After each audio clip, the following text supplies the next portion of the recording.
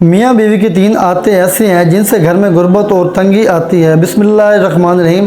السلام علیکم پیارے ناظرین، اپنے چینل میں خوش آمدید کہتا ہوں اور میاں بیوی کی تین ایسی عادتیں اور تین ایسے کاموں کے بارے میں بتائیں گے جو گھر میں تنگی لاتے ہیں، جو کہ گھر میں پریشانی اور غربت کا سبب بنتے ہیں۔ اگر آپ اپنے گھروں میں تنگی اور پریشانی کے دور کرنا چاہتے ہیں تو اس ویڈیو کو مکمل دیکھیں اور اپنے گھر میں ان تین کاموں کو ختم کر دیں تاکہ آپ کے گھر میں ہر قسم کی پریشانی دور ہو جائیں۔ تین کام کون سے ہیں؟ حضرت علی رضی اللہ تعالیٰ عنہ نے ان کاموں کے بارے میں کیا فرمایا؟ مکمل تفصیل دیکھنے کے لیے آپ کو اس ویڈیو میں بتائیں گے اور آپ اس ویڈیو کو سکپ نہیں کرنا اور آخر تک لازمی دیکھنا ہے۔ پیارے دوستوں، آئیے آپ کو میاں بیوی کے تین ایسی عادتوں کے حوالے سے حضرت علی رضی اللہ تعالیٰ عنہ کی یہ حکایت بتاتے ہیں کہ کہتے ہیں کہ ایک شخص بہت دور سے حضرت علی رضی اللہ تعالیٰ عنہ کے پیچھے نماز پڑھنے آتا تھا۔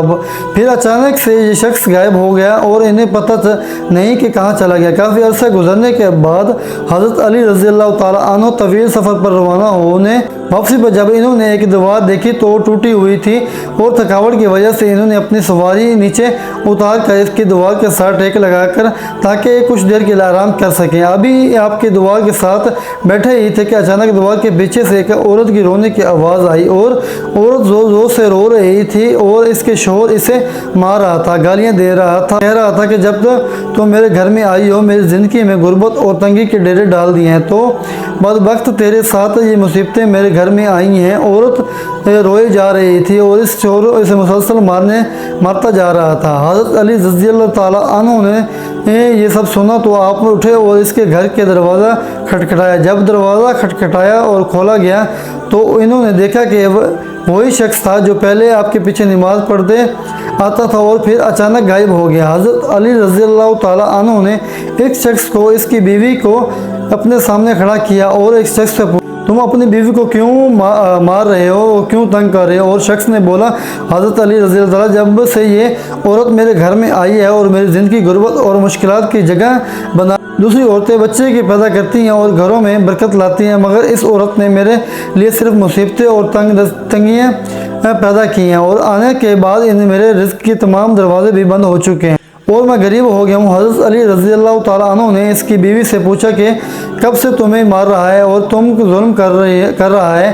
عورت نے روتے ہوئے جواب دیا کہ حضرت علی رضی اللہ تعالیٰ جب سے میں اس گھر میں آئی ہوں میری زندگی جہنم بن چکی ہے اور میرا شوہر مجھے تانے دیتا ہے اور میرے والدین غریب تھے اور مجھے جہیز نہیں دیا، حالانکہ اس شادی کے وقت کہا تھا کہ کچھ نہیں چاہیے، اس وقت مجھے اور دوسرے لوگوں کو سامنے میرے تذلیل۔ عورت نے کہا مزید میں نے اس کے اندر کبھی محبت اور نرمی نہیں دیکھی، باہر جاتے ہوں تو مومن بن جاتا ہے مگر جیسے ہی گھر آتا ہے فرعون ہو جاتا ہے، تو اس نے میری زندگی کے عذاب بنا دیا ہے، مگر میرے والدین دنیا سے جا چکے ہیں، اب میرے پاس اس کے سوا کوئی اور نہیں، یا میرے امیر المومنین میں اس کا گھر کو نہیں چھوڑ سکتی، چاہے وہ مجھے مارے یا ڈانٹے یا کچھ بھی کرے، اس میں میرے پاس اب اس کے سوا کوئی اور راستہ نہیں ہے۔ تو سن لو، حضرت علی رضی اللہ تعالیٰ عنہ نے فرمایا یاد رکھو بیوی کے آنے سے گھر میں غربت اور تنہائی نہیں آتی، بلکہ اس کی اپنے گناہ اور بڑے اعمال ہیں جو کہ اللہ کو ناپسند ہوتے ہیں، ان کی وجہ سے اللہ تعالیٰ غربت اور مشکلات کو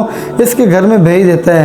حضرت علی رضی اللہ تعالیٰ عنہ نے مزید فرمایا میاں بیوی کے تین ایسے کام ہیں جو گھر میں غربت لاتے ہیں۔ پہلا کام بیوی کی گالیاں دینا۔ جو شخص اپنی بیویوں کو گالیاں دیتا ہے وہ اپنی نیکیوں کو ضائع کرتا ہے اور ان کی رحمت سے محروم ہو جاتا ہے۔ دوسرا یہ ہے کہ تلخ لہجہ اختیار کرنا اور دوسرا یہ تانے دینا عمل بھی گھر میں غربت اور تنگی کا باعث بن سکتے ہیں۔ جب انسان مسئلے پر جھکنے کی بجائے تکیے پر رونے لگ جائے تو اللہ کی بجائے دوسرے کے الزام دینے لگے، اللہ کے بجائے ایک دوسرے کو الزام لگانے دیتا ہے اور اس کے گھر میں برکت سے رحمت اٹھ جاتی ہے۔ تیسرا شیطان کی راضی کرنا اور رحمان کو ناراض کرنا بھی ہے۔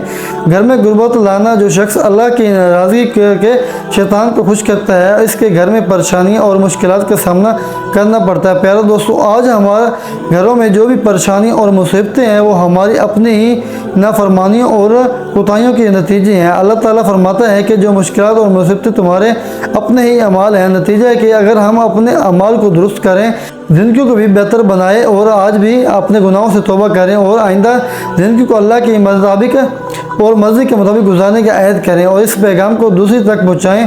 اس ویڈیو کو زیادہ سے زیادہ شیئر کریں تاکہ دوسرے لوگوں کو بھی اس اعمال کے درست کر سکیں اور اسلام میں ازدواجی زندگی کی بڑی اہمیت دی گئی ہے۔ شوہر اپنی بیوی کے درمیان محبت اور احترام کا تعاون کا رشتہ قائم کرے اور ہدایت کی گئی ہے کہ قرآن پاک میں اللہ تعالیٰ فرماتا ہے ان عورتوں کو ساتھ بھلائی کے ساتھ زندگی بسر کرو۔ پیارے دوستوں، اس آیت میں بات کی وضاحت کرتے ہیں کہ بیوی کے ساتھ حسن سلوک اور عزت سے پیش آنا ایمان کا حصہ ہے۔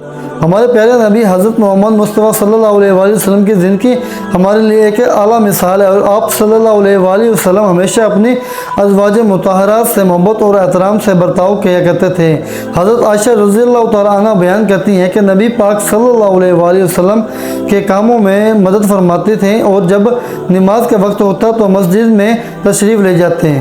یہ حدیث ہمیں سکھاتی ہے کہ شوہر کی اپنی بیوی کی مدد اور تعاون میں کبھی شرم محسوس نہیں کرنی چاہیے، بلکہ ان کو اپنے فرائض میں شامل سمجھنا چاہیے۔ کہ پیارے دوستوں، یاد رکھیں ازدواجی زندگی کا سب سے خوبصورت پہلو محبت اور الفت ہے، اور یہ محبت صرف ظاہری الفاظ تک محدود نہیں ہونی چاہیے بلکہ عمل میں بھی دکھائی جانی چاہیے۔ نبی پاک صلی اللہ علیہ وآلہ وسلم نے تم سے بھی سب سے زیادہ بہترین، اور جو وہ اپنے اہل کے لیے سب سے بہتر ہے وہ تم میں سے اپنے اہل کے لیے سب سے بہترین ہوں۔ اور حدیث مبارکہ میں ہے نبی پاک صلی اللہ علیہ وآلہ وسلم نے ازدواجی زندگی اور تعلقات میں حسن سلوک کی بہتر مثال قرار دیا ہے۔ بیوی کے ساتھ حسن سلوک میں یہ بھی شامل ہے شوہر اسے عزت دے اور رائے کے ساتھ اہمیت دے اور اسے خواہشات کی جذبات کا احترام کرے۔ اگر شوہر بیوی کی خوبیوں کو تعریف کرے اور اس کے ساتھ نرمی کا برتاؤ کرے تو اس کے دل میں محبت اور اعتماد پیدا کرے اور دونوں کے درمیان تعلقات مضبوط ہوں گے۔ اور اس کے برعکس اپنے شوہر اپنی بیوی کے ساتھ سختی اور بدسلوکی کا برتاؤ کرے، نہ صرف بیوی کا دل ٹھیس پہنچائے گا بلکہ خاندان کے امن و امان سکون اور بھی خراب کر سکتا ہے۔ جیسا کہ نبی پاک صلی اللہ علیہ وآلہ وسلم نے فرمایا، مومن مرد کسی مومنہ عورت سے بغض رکھے اور نہ اس کی عادت میں اسے ناپسند ہو تو دوسری عادت پسند آ سکتی ہے۔ حدیث کا مقصد یہ ہے کہ شوہر کو اپنی بیوی کی خامیوں پر نظر نہیں رکھنی چاہیے بلکہ ان کی خوبیوں کو سراہنا چاہیے۔ بیوی کے ساتھ حسن سلوک کرنے کا مطلب یہ نہیں کہ شوہر کو صرف اپنے فرائض کی ادائیگی کر کے بلکہ اس کے اپنی بیوی کے ساتھ وقت گزارنا چاہیے اور اس کے ساتھ ہنسی مذاق کرنا چاہیے اور اس کے ساتھ محبت اور الفت کا اظہار کرنا چاہیے۔ ان چیزیں جو کہ ازدواجی زندگی میں خوبصورت بناتی ہیں اور دونوں کے درمیان محبت اور اعتماد کا فروغ دیتی ہیں۔ یاد رکھیں، بیوی کے ساتھ حسن سلوک اور محبت کا برتاؤ صرف ایک اسلامی فرض بلکہ اس کی ازدواجی زندگی میں بھی خوشی اور سکون پیدا کرتا ہے۔ تو دوستوں، یہ تھی آج کی ہماری ویڈیو۔ اس ویڈیو کو اپنے دوستوں کو زیادہ سے زیادہ شیئر کیجیے اور ہمارے چینل کو سبسکرائب کیجیے اور ہماری ویڈیو کو لائک کیجیے۔ نیکسٹ ویڈیو تک دیجیے ہمیں اجازت۔ اپنے اور اپنے پیاروں کا خیال رکھیں۔ اللہ حافظ۔